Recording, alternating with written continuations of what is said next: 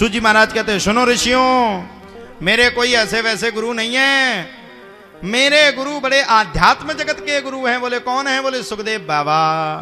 सुखदेव जी महाराज की जैसी कथा को सुना, 88,000 ऋषियों ने हाथ जोड़ करके कहा, बोले भगवान, ये सुखदेव बाबा तो कोई दूसरे नहीं है, ये सुखदेव बाबा तो स्वयं साक्षात्कार परमहंस हैं। किस किसने सुनी सुखदेव बाबा की कथा? सुनी है? कछु माताओं को टाइम ही नहीं। ओ मैया सामने बैठी, यूं लगाए हाथ, काहे कथा से गुस्साई बैठी हो, यूं बैठी, देखना ही नहीं हमें कथा साई, कथा सुन लियो तो। अच्छा, बगल वाली जो महिलाएं बैठी होंगी, ठीक रही, कितनी देख रही थी नाय माए। अच्छा, मजा लेने तो दुनिया बैठा है, कब किसका मजा ले ले। तो अब सुखदेव बाबा कौन है बताइए आप लोग, सुखदेव बाबा कौन है? किस किस को पता सुखदेव बाबा कौन है? आप लोगों में किस किस को पता? जरा हाथ खड़े करके तो बताओ, बताओ। कितनी बड़ी विडंबना है, इतनी बड़ी भीड़ में 2-3 लोगों को पता है कि सुखदेव बाबा कौन है। धन्य है भगवान। अच्छा, भागवत में कितने हजार श्लोक हैं बताओ ना, कितने हजार श्लोक हैं? 18,000। सुन लिए सबने, अब बेसब्री कहेंगी 18,000। भागवत में 18,000 श्लोक भी हैं, और सबसे पहले 4 श्लोक थे। कितने श्लोक थे? मात्र 4।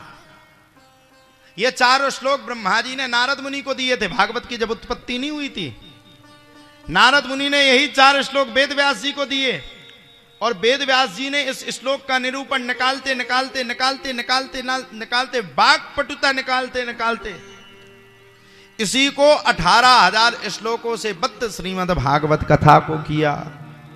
अब भागवत जी की कथा बहुत बड़ी है। देखो भागवत जी कितनी बड़ी है, इतनी बड़ी।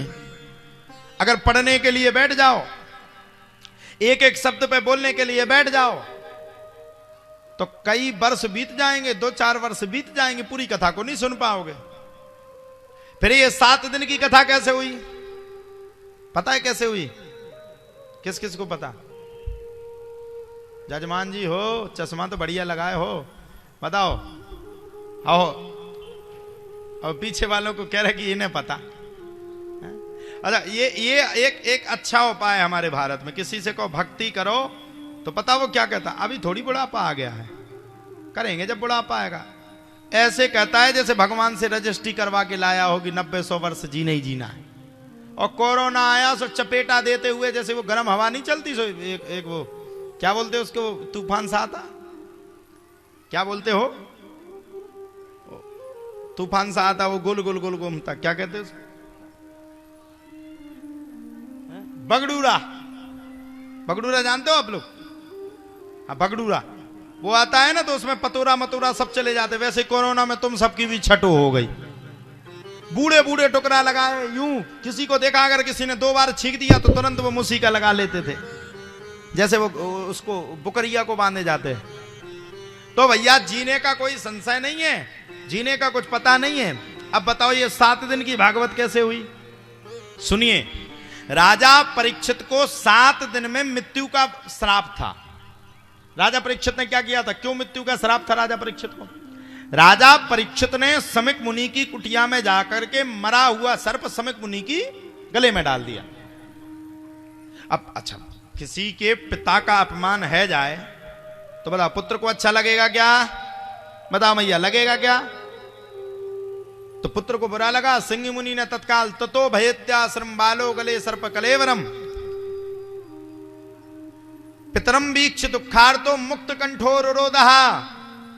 रोते हुए एक सांस में बड़े प्रेम के साथ श्राप दे डाला। जाओ राजा परीक्षित, आज से 7वें दिन तक्षक नाम के सर्प के काटने से तुम्हारी मृत्यु है। अच्छा, आप लोगों को पता चल जाए कि 7वें दिन आपको मरना है, तो बताओ क्या करोगी?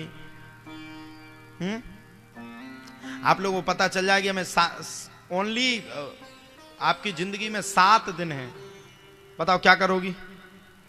बताओ सही। एक दिन तो फोटो एडिटिंग करने में निकल जाएगा। हम जाने वाले हैं चिट्ठी न कोई संदेह, जाने वो कौन सा दे, जहां हम जा रहे, चले नहीं जा रहे, अभी तो जाना है ना, तो एडिटिंग करके डालोगे। हम मरने वाले हैं। एक दिन फिल्में देखने में निकाल दोगे, 2-3 दिन बैंक के अकाउंट को लेने में निकाल दोगे, 2-3 दिन पुत्रों से नातियों से प्रेम करने में निकाल दोगे, 7 दिन व्यर्थ चले जाएंगे। अब राजा परीक्षित ने क्या किया? नहीं आगे आगे जगह नहीं है, ना सरकने दो, आगे ना सरकने दो, आगे बैठे रहने दो भैया, नहीं बैठे रहने दो, यहाँ ये जगह है, यहाँ बैठ जाएंगे सब माताएं। वो क्या है, धसेंगी ना आगे, और जब आरती का समय होगा ना तो ये रेलिंग वेलिंग तो ताड़ के झांसी की महारानी लक्ष्मी बाई बन जाएंगी। इनको अभी कथा सुनाना है, वैसे ही तो कथा में कम मन लग रहा। तो राजा परीक्षित को जब पता चला कि 7वें दिन हमारी मृत्यु है, तो राजा परीक्षित ने क्या किया? तत्क्षणात राजा परीक्षित ने सबका परित्याग करके मैया घर का भी परित्याग कर दिया, राज का भी परित्याग कर दिया। और सुनिए, राजा परीक्षित कोई ऐसे वैसे राजा नहीं थे, ऐसे वैसे मैया सुशासक नहीं थे। राजा परीक्षित चक्रवर्ती सम्राट थे। चक्रवर्ती जानते हो आप लोग? चक्र मतलब पृथ्वी का जितना चक्र है, उस चक्र के राजा कौन थे? राजा परीक्षित। ततो भयत्याश्रम बालो गले सर्प कलेवरम पितरम वीक्ष दुखार तो मुक्त कंठोर रोदा। राजा परीक्षित को पता चल गया ब्राह्मण की श्राप है, और ब्राह्मण की दी हुई श्राप जीवन में कभी मिट नहीं सकती। मिट सकती क्या? ब्राह्मण अगर मन से कोस दे तो विनाश हो जाएगा, कहीं के नहीं बचोगे। ब्राह्मण अगर मन से तुम सबको कोस दे तो बचोगे नहीं। तो अब जैसे श्राप लगा राजा परीक्षित के दिमाग में आ गया, राजा परीक्षित ने दिमाग में ले लिया। राजा परीक्षित ने तुरंत गृह कारज ना जंजाला, गृह कारज नाना जंजाला, घर परिवार को नाना जंजाल समझते हुए राजा परीक्षित सुखदेव बाबा की शरण में पहुंच गया।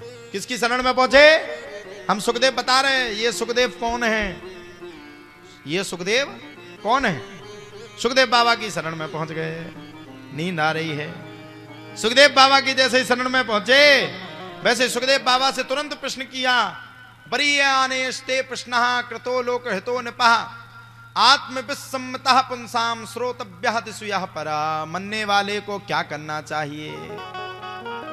और उसी 18,000 श्लोकों से बद्ध श्रीमद् भागवत जी की कथा को राजा परीक्षित को देखो, ओ मैया, ये कई मैया आई काय देख रही हो? उन्हें देखा नहीं है क्या? इन्हें कछु नहीं है तो टाइम पास नहीं मिला तो उन्हीं को देख रही है। आय हाय, कितनी स्टाइल में चली आ रही लो, उन्हीं से टाइम पास हो गया। अब राजा परीक्षित को क्योंकि 7 ही दिन में मरना था, मृत्यु का श्राप था, ओनली 7 डे, इससे ज्यादा कुछ दिन ही नहीं बचे थे राजा परीक्षित के पास। तो राजा परीक्षित को 7 दिन में मरना था, और सुखदेव बाबा को के पास भी 7 ही दिन थे तराने के लिए।